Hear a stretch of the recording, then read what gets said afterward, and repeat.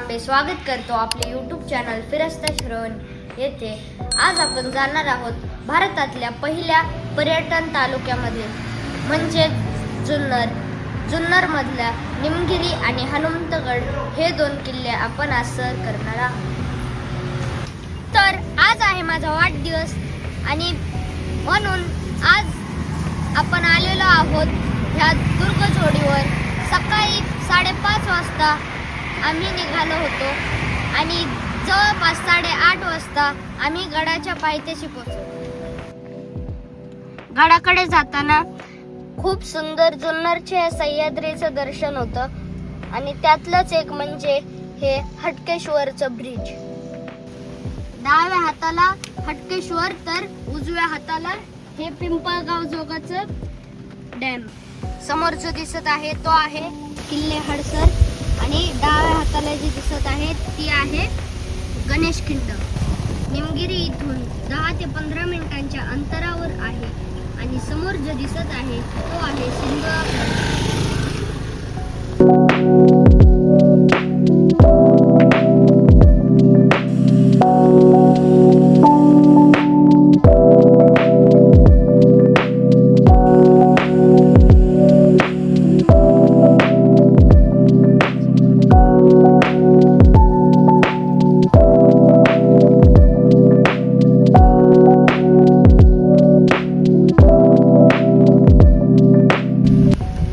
आता 9:30 वाजले आहेत आणि खूप सुंदर असा पाऊस चालू आहे। आम्ही आता इथे गडाच्या पायथ्याला आलो आहोत। फायनली आपण आता 9:45च्या दरम्यान गडाच्या पायथ्याला पोहोचलो आहोत। समोर जो दिसत आहे तो आहे हनुमंतगड आणि ह्याच्या पलीकडे जो आहे तो निमगिरी। अतिशय सुंदर असं वातावरण झालेलं आहे। समोरचा डोंगर धुक्यात न्हाऊन निघालेला आहे आणि आम्ही चढायला सुरुवात करत आहोत। जाताना डाव्या हाताला ही विहीर दिसत आहे आणि ह्याच्या आतमध्ये खूप सारे बेडूक आहेत।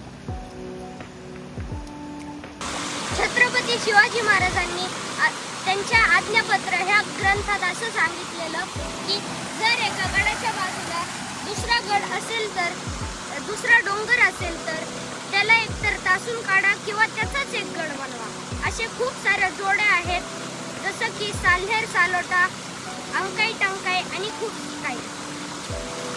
जवळपास 30 मिनिटाच्या चढाईनंतर आता आपण निमगिरीच्या कड्यापाशी आलेलो आहोत आणि खाली जंगलामध्ये 40 मूर्तिशिळा होत्या त्या आपण बघू नाही शकलो कारण खाली जंगल आणि दाट धुकं होतं। आपण हे जाताना बघू। अतिशय थरारक असं जंगल पॅच आणि ही खडी चढण हे झाल्यानंतर आम्ही गडाच्या मध्ये पोहोचलो आहोत। इथून हे व्ही शेप वालं व्हॅली दिसत आहे आणि इथे हे इथल्या फेमस पायऱ्या। कातळकोरीव पायऱ्यांच्या उजव्या बाजूला एक वाट जाते। त्या वाटेपासून समोर आलं तर मग ही अशी गुहा दिसते। असं वाटतं की इथे काही लेण्या तयार करायचा प्रयत्न चालू होता। काही नालायक लोकांनी आपल्या गडावर अशी घाण करून ठेवलेली आहे। कधी सुधारणार आपण लोक? या गडाचा अतिशय थरारक हा पायऱ्यांकडे येणारा मार्गाचा पॅच हा मला आतापर्यंत सगळ्यात थरारक असा पॅच वाटला। पण आम्ही सगळ्यांनी एकदम नीट असा हा पार केला। काही लोक इथे असे प्लास्टिकचे रेनकोट सोडून गेलेले आहेत। कृपया असा कचरा किल्ल्यांवर करू नका।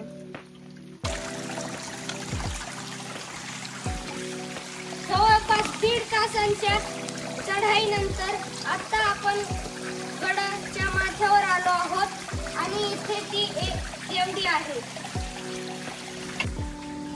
सगळ्या गडांच्या देवड्यांपासून ही खूप वेगळी देवडी आहे कारण या देवडीला वरून यायला पायरी मार्ग केलेला आहे।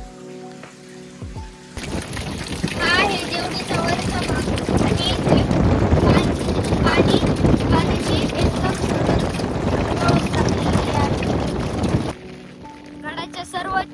गडावर आता आपण आलेलो आहोत आणि इथे आपण पाण्याचे टाके बघू शकता आणि कोणती गजांत लक्ष्मी आहे जे की आता धुक्यामध्ये हरवलेली आहे. खूप कमी गडांवर तुम्ही असं हे गजांत लक्ष्मीचं मंदिर पाहू शकता आणि यामध्ये 2 हत्ती सुद्धा दिसत आहे. अतिशय सुंदर असं इथे एक शिवलिंग सुद्धा दिसत आहे. गडावर 8 ते 10 पाण्याचे टाके आहेत आणि पण ह्या टाक्यांमधलं पाणी पिण्यायोग्य नाही आहे. या ठिकाणी आपण ही निमगिरी गडावरची पडलेली निलगिरी पाहू शकता. समोर हनुमंत गडाचं अतिशय सुंदर असे दर्शन होत आहे.